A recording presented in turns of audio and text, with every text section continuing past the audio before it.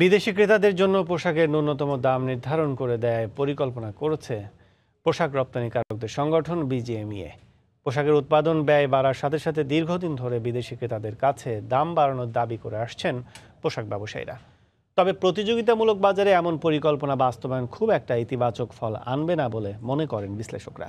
সানবির উপরের report. Rana plaza দুর্ঘটনার পর থেকে বাংলাদেশের তৈরি পোশাক যেন এক বন্ধুর পথ পার করছে। উদ্যোক্তাদের কারখানার পরিবেশ উন্নয়ন করতে অ্যাকর্ড অ্যালায়েন্সের প্রেসক্রিপশন বাস্তবায়নে ব্যয় হয়েছে বেশ।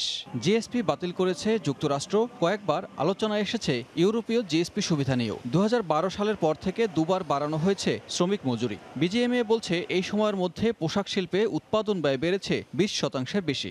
২০১৪ থেকে ১৮ পর্যন্ত যুক্তরাষ্ট্রের বাজারে পোশাকের দাম কমেছে ১১.৭২%, আর ইইউ বাজারে 0.22%। অন্যদিকে নানা কারণে অন্তত ১২০০ কারখানা বন্ধ হয়ে গেছে। যদি আমাদের টিকে থাকতে হয়, তিনটা বিষয়কে আমাদের অ্যাড্রেস করতে হবে। আমাদের প্রোডাক্টিভিটি বাড়াতে হবে, আমাদের বায়ারদেরকে প্রাইস বাড়াতে হবে, এবং সরকারের নীতি সহায়তা আমাদের খুব বেশি দরকার। এমন পরিস্থিতিতে পোশাকের দাম বাড়াতে কাজ করছে বিজিএমইএ। চায়নাতে যখন সে কোনো একটা আইটেম অর্ডার দেয়, তখন তার মাইন্ডসেট হলো একরকম।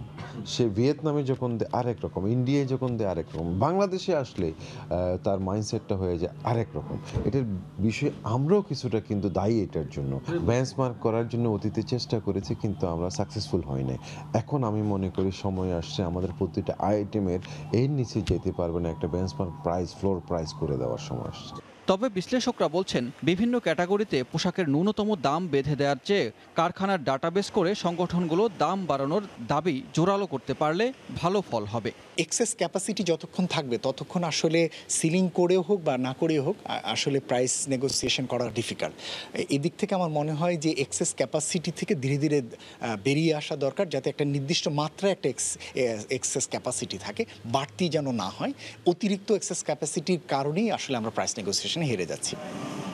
বিশ্ববাজারে পোশাক রপ্তানিতে চীনের পরেই বাংলাদেশের অবস্থান। এরই মধ্যে চীন উচ্চ দরের পোশাক রপ্তানির দিকে ঝুঁকছে, আর তুলনামূলক কম দামের পোশাক রপ্তানিতে বাংলাদেশের প্রতিদ্বন্দ্বী হয়ে উঠছে ভিয়েতনাম, কম্বোডিয়ার মতো দেশ। সানবির রূপল, সময় সংবাদ, ঢাকা।